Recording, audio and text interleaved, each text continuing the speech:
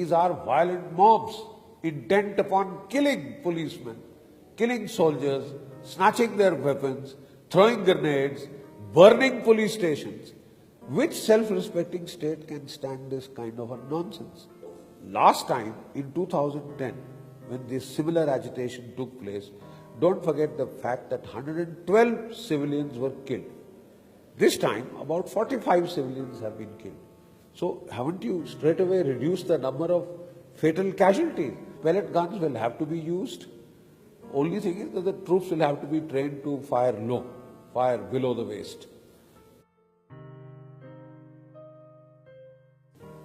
What people don't realize is the tremendous pressures that our soldiers are fighting under. They are damned if they do and they are damned if they don't. And one of my soldiers, who was a Jat, simple salt of the earth, Haryanvi Jat, he asked me one day straight to my face, "Sir, what do you expect us to do? Mara to kyun mara, nahi mara to kyun nahi mara, aap chahte kya ho?"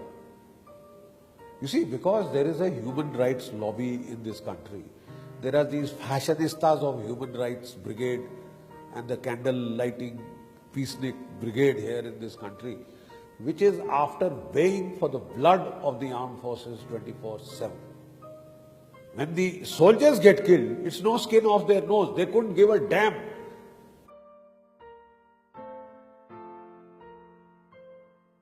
The problem is this country has even stopped respecting its martyrs and war dead. There are politicians who have gone on television to state, "Inko to tankhwah milti hai marne ke liye." We are not paid horse. We fight for our country. We fight for what we believe is right. And if you can't do anything for your soldiers, keep your bloody mouth shut. Let us do our job.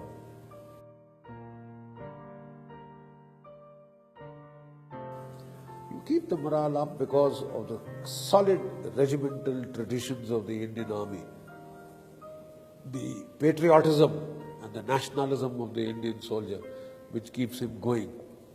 And he does his duty, whether you abuse him, whether you praise him, whether you kick him, whether you stop his pay or you don't, he will still fight for the country because that is his duty.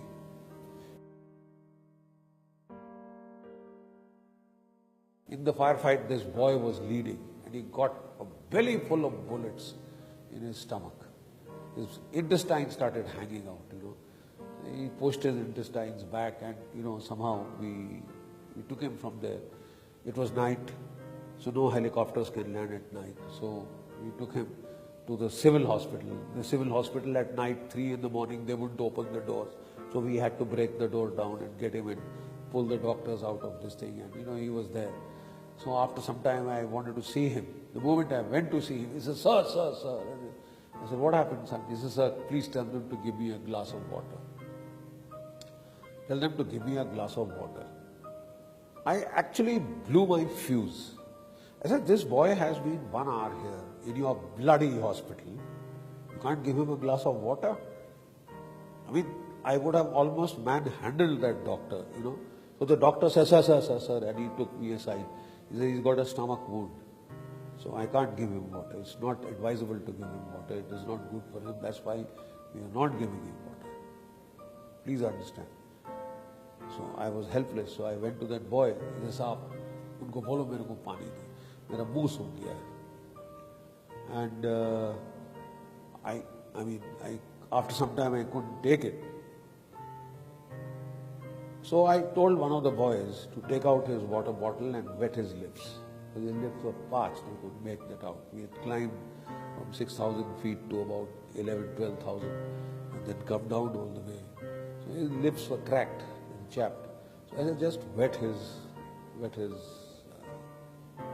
mouth. So he took out his water bottle which is strapped here and he gave it to him, ki muँह गीला करना, पीना मत.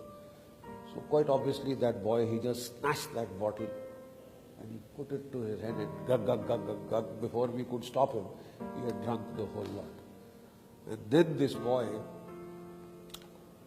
put his head back on that pillow and he gave me a last look of gratitude and he died. I've seen so many deaths. This is not the only death that I've seen in Kashmir. I've just mentioned one to tell you what your army goes through. So if you can't do anything for your army, just keep your mouth shut.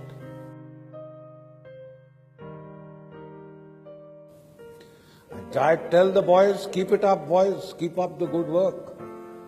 You are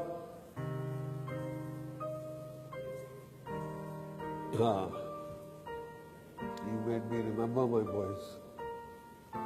You are the last line. You are the last bastion of this republic. You can't afford to fail. You have to go and keep this country together. So give it all that you've got.